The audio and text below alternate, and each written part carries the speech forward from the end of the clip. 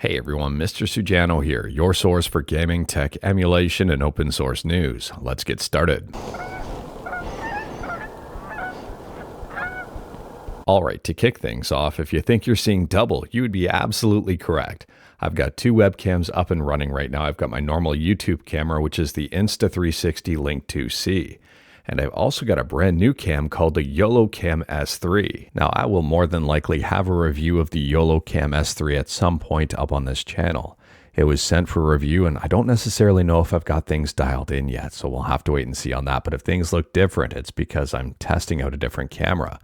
And for reference here, that is the Insta360 Link 2.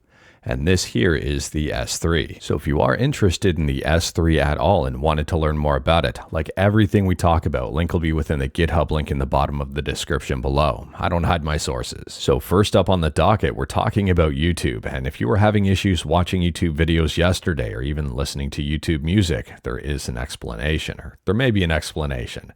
So last night I was in the car trying to listen to YouTube music and nothing was working. My playlists weren't working. Nothing seemed to be right. I restarted my phone, didn't help. I just chalked it up to a regular problem with Android Auto.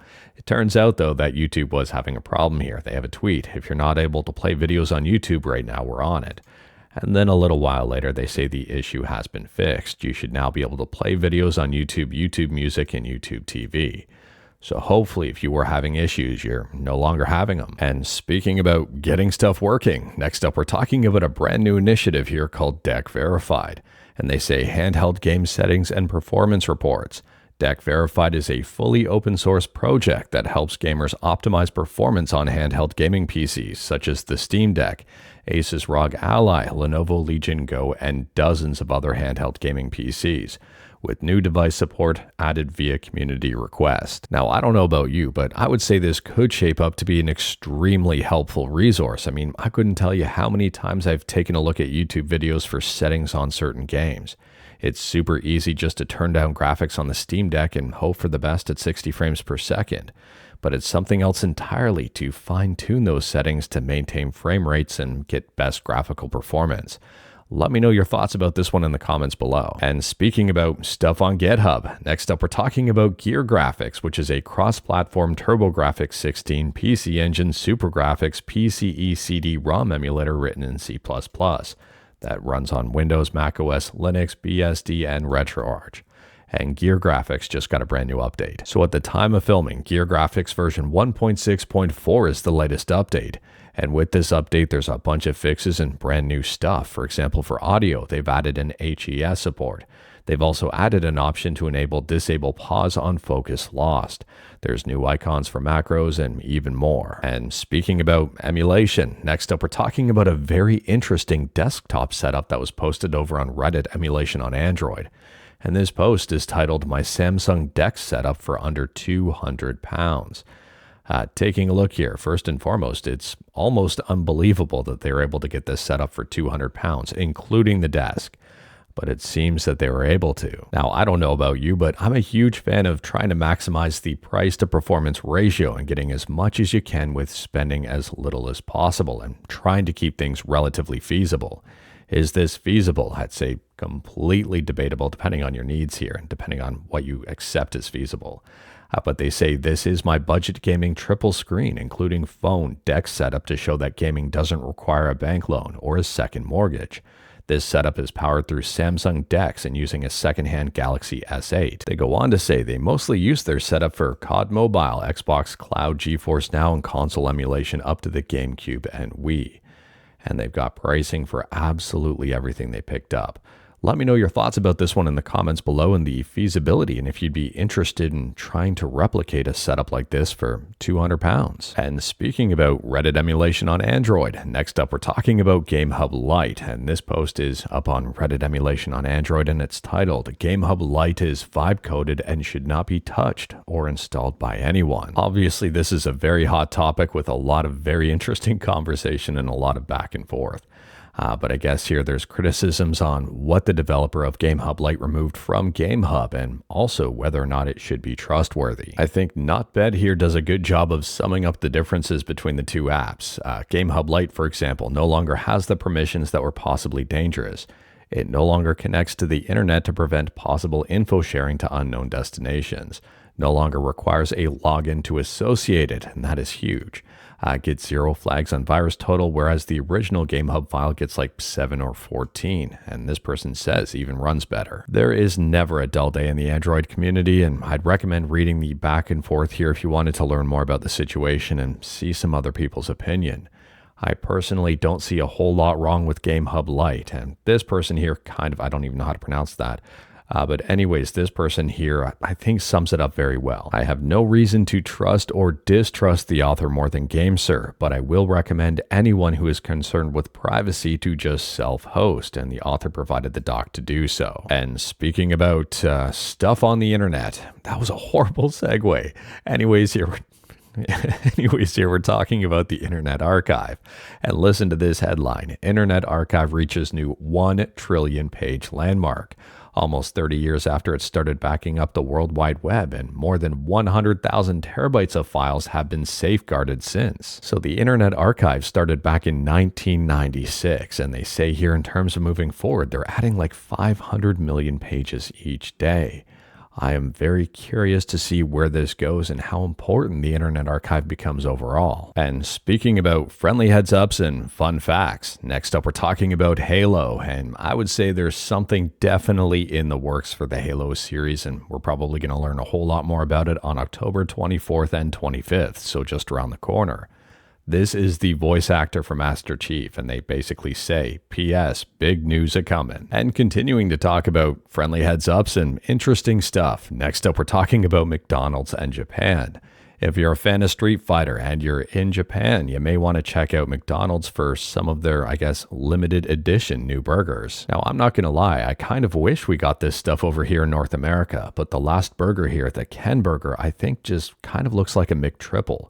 One of my go-to orders at McDonald's is just a standard McDouble, and this looks like a McDouble with just 1 extra patty and maybe some extra cheese. And speaking about arguably average stuff, next up here we're talking about Atari, and there's been some reviews online for the Atari Gamestation Go.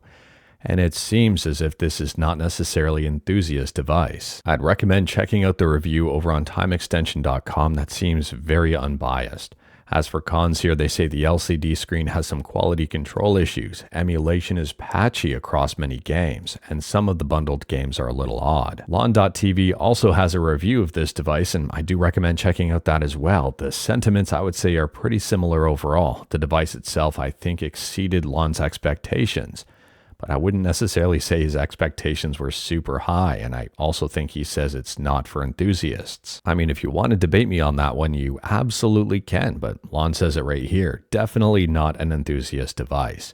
If you've got an Atari Gamestation Go, let me know your thoughts about it in the comments below, and if you were interested in one after seeing the reviews, are you still interested or not? And speaking about new handhelds, next up we're talking about the Mangmi Air X. And this thing is now available for $80, and listen to what Retro Game Core says about it. Says this thing comes out of nowhere to become the best horizontal handheld under $100. Now, we've talked about this one a few times on the channel. It features a Snapdragon 662, 4 gigs of RAM, 64 gigs of storage, and even more.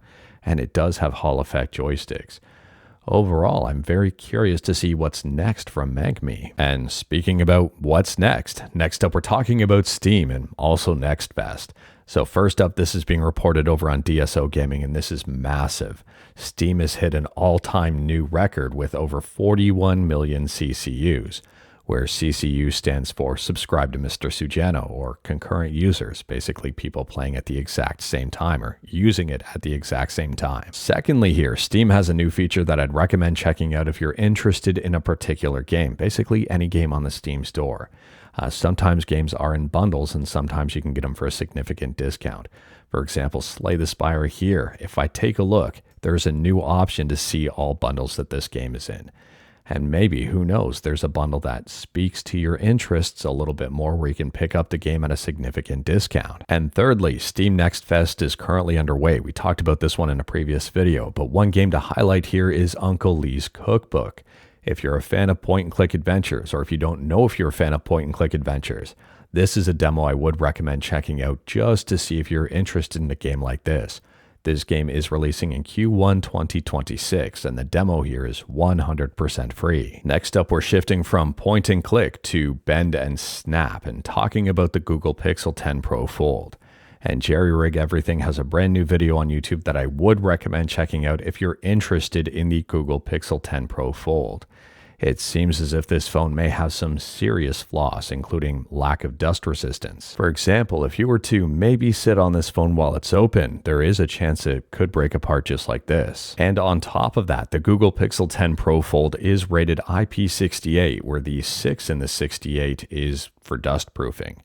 It appears that the dust proofing is specifically for the screens and not necessarily for the hinge, which I would say is really misleading and possibly a huge problem. And on a quick side note here, this is where I think ratings can be very deceptive or even misleading. I mean, we talked about in a previous video the upcoming Red Magic water-cooled phone that has an IPX8 rating. The X because it hasn't been dust rated yet, and the 8 is the water resistance. And in that video, I said I didn't necessarily know the specific details regarding the water-resistant rating, how deep it can go, how long it can be submerged for, and also what it applies to. Does it also include the fan? We don't know yet until the manufacturer lets us know. I would say this is super unfortunate for the Pixel 10 Pro Fold, and also in general, just be mindful of IP ratings. Maybe they don't apply to the whole phone. You'd think they would, but maybe they don't, and maybe they can be misleading. Let me know your thoughts. Now, for reference and even more information on the matter, here is the Google Pixel 10 Pro Fold website, and here is the paragraph right on their website. It's our first foldable with IP68 dust and water resistance. However, there is a little 7 beside it, so we'll scroll down and read that out. So they say here, designed to comply with dust and water protection rating IP68 under IEC standard 60529, when each device leaves the factory, but the device is not water or dust proof. The accessories are not water or dust resistance. Water resistance and dust resistance are not permanent conditions and will diminish or be lost over time due to normal wear and tear. Unfortunately, I don't see anything in here regarding screens or hinges or any of that language, so unfortunately I don't know what part of the phone or if it's the whole phone regarding IP68.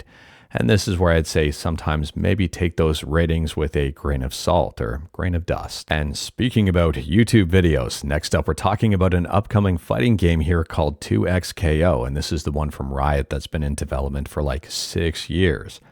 Anyways, early access for PC is now available, and there are some gameplay videos on YouTube. I haven't had time to check out the game just yet, but the game so far looks visually very good.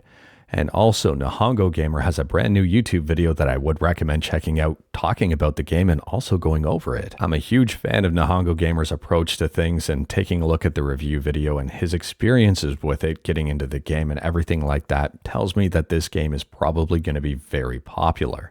As a huge fighting game fan, I am really looking forward to the final product here and seeing how this game shapes up. And speaking about upcoming fighting games, next up we're talking about Avatar Legends, the fighting game. And this game was just announced a few days back and is upcoming. And if you're a fan of Avatar, and if you're a fan of fighting games, or just a fan of games in general, you might be a fan of this one. The game is set to release in 2026 and is available to be wishlisted on Steam. Overall here, I would say it doesn't look as flashy as 2XKO, but at the same time here, for fans of Avatar, this may be up your alley. Let me know your thoughts. Next up, we're shifting from software to hardware and talking about Apple. And Apple made quite a few headlines the other day with their latest headline on their website. So they say here, Apple unleashes M5, the next big leap in AI performance for Apple Silicon. M5 delivers 4 times the peak GPU compute performance for AI compared to M4, featuring a next-generation GPU with a neural accelerator in each core, a more powerful CPU, a faster neural engine, and higher unified memory bandwidth. Additionally, they say the next-generation GPU and enhanced shader cores in M5 also deliver increased graphics performance, achieving up to 30% faster performance compared to M4. Additionally here, they say the Apple Vision Pro has been upgraded with the M5 chip and dual-knit band. And they've unveiled the new 14-inch MacBook Pro, which is also powered by the M5. There are a lot of improvement numbers talked about here, and I'm very curious to see real-world testing. In terms of battery life, they're saying the new MacBook will last about 24 hours, which is, it's freaking amazing. I'm really curious to see how this pans out again in real world testing. And speaking about announcements, last up here, we're talking about a very interesting article over on Gaming on Linux in regards to GZDoom and UZDoom. And listen to the title of this one. I'd recommend checking out the full article. Many developers leave GZDoom due to leader conflicts and fork it into UZDoom. So as for what happened, I guess here, due to a conflict between GZDoom's lead developer maintainer, a lot of other developers decided to leave GZDoom and work on a new fork of the engine, now known as UZDoom. And also that UZ or UZ, depending on where you are, UZDoom is a direct continuation of GZDoom and will inherit all of its features and add more eventually. But the point is that it will have a more stable development structure with healthy collaboration and less power given to individual project leads. And based on the information I've seen here, I think Gaming on Linux may be right. It seems like going forward, most people will end up using UZDoom. Let me know your thoughts about this one. UZDoom is already up on GitHub and available. But anyways, that is all I've got for you in this one. Straight to the point, all stuff and no fluff. Or, well, the legendary one fluff did make an appearance. We talked about a bunch today. Feel free to discuss anything we talked about in the comments below. If you like this video, leave a like. If you didn't like this video, leave a like. Hit that subscribe button. Check out my other videos. Don't tempt fate. Save your state.